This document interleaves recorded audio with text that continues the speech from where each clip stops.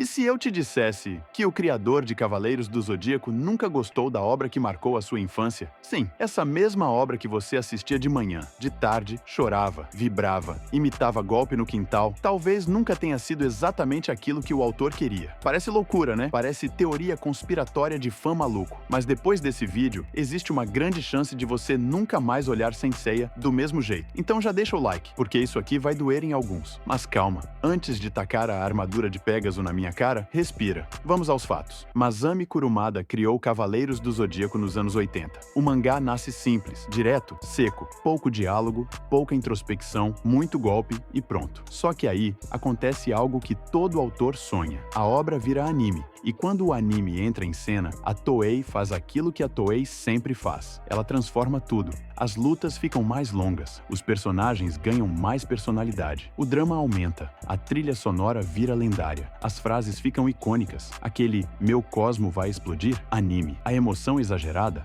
anime, a sensação épica que fez Cavaleiros virar fenômeno mundial anime. E é aqui que começa o problema, porque Kurumada nunca gostou dessas mudanças. Ele já deixou claro em entrevistas e atitudes que não curtia o rumo que o anime tomou. Para ele, Cavaleiros ficou emocional demais, romântico demais, dramático demais. Ou seja, aquilo que fez a gente se apaixonar era exatamente o que incomodava o criador. E isso é importante entender. Saint Seiya, que você ama, não é só obra de uma pessoa. É resultado de várias mentes criativas. Só que Kurumada sempre quis ser o dono absoluto da visão. E agora a gente entra no ponto mais polêmico de todos: The Lost Canvas. Lost Canvas é, para muita gente, o melhor Saint Seiya já feito. História mais madura, mais violenta, mais trágica. Personagens melhor escritos. Vilões com peso emocional. Tem gente que nem gosta de Cavaleiros clássico, mas ama Lost Canvas. E adivinha? Kurumada nunca reconheceu Lost Canvas como cânone.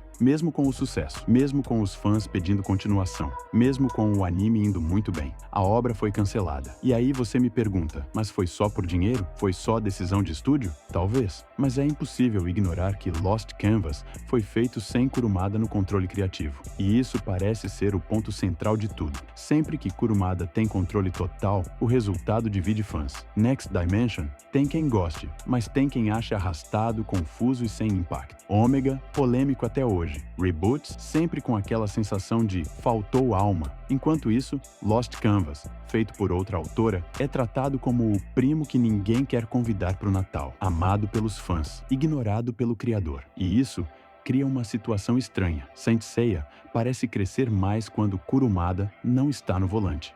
E aqui vem a parte que dói. Kurumada não odeia Cavaleiros do Zodíaco. Isso precisa ficar claro. O que ele parece odiar é não ser o único dono da visão da obra, porque Cavaleiros ficou maior do que ele, maior do que o mangá, maior do que a ideia original. Virou algo coletivo, um fenômeno construído por estúdio, diretores, músicos, roteiristas e principalmente pelos fãs. E talvez isso machuque o ego criativo.